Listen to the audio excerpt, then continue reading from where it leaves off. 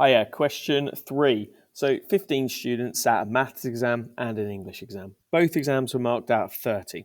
The stem and leaf diagram shows their maths marks. So one line 8 represents 18. So this one here would be 19. This one here would be 28 because it's 1 and 9, 2 and 8. The table shows information about their English marks. Complete the table to show information about their maths exam. So we've got 15 pieces of data. If we add 1 and divide by 2, that will give us 8, and that's our median. 15 plus 1 divided by 4 gives us 4, which is our lower quartile. And then 4 times 3 to give us our upper quartile, because that's 25% of the data. And if you multiply that by 3, you get to 75%.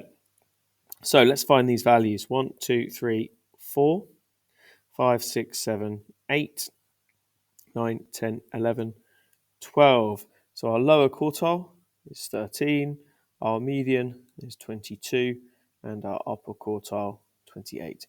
And of course, our highest value is 30, our lowest value is 5. 3 easy marks. Make sure you've revised those.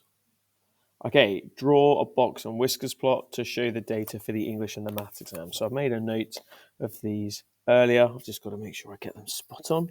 So our English result goes into there. We've got 17, so I should have done here's one I did earlier. It has to be just there, look, lovely. And 2 behind the 20 for 19. There we go. 2 after the 25. Okay, and then draw that in. You will obviously use pencil and ruler, whereas I can't do that on the Surface Pro. All right, how many do I need to be back from there? 1, 2, 3, 4.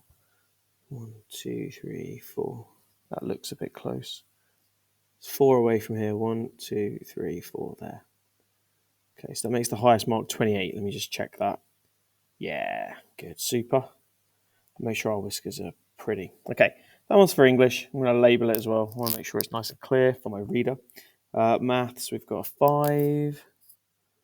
1 ahead of the line afterwards. Big median for this, it's 22. We've got 28. 30 is there.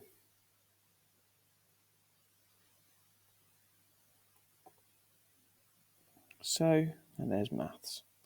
Right, compare the average marks for English and maths exams. So, maths, I'm just going to write this shorthand. Maths, better, higher, median.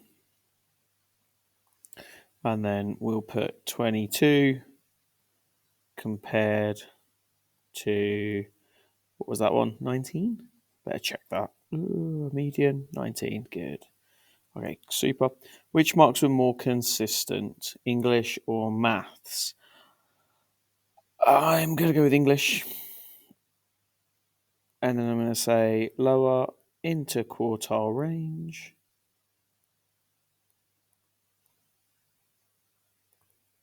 And then we'll say, what was the interquartile range for both of them?